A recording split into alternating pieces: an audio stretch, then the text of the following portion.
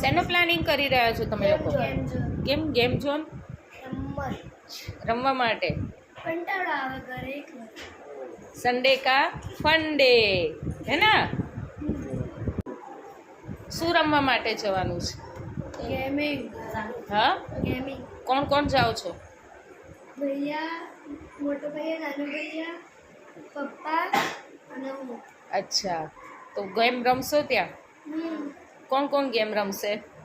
અમે ત્રણે. અને પપ્પા શું કરશે? પપ્પા બેઠા રહેશે. તમે શું કરશો વિરલ?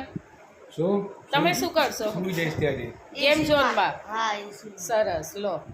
કેમ કે ઉપર હે ને પેલું છે મુંડાઓ જેવું પોચું પોચું. અચ્છા, તો તું એમાં જ રહેજે. ના, હું તો ત્યાં રમીશ. સારું, તો ગેમ ઝોનમાં જઈને ફન કરજો. ઓકે બાળકો? ઓકે.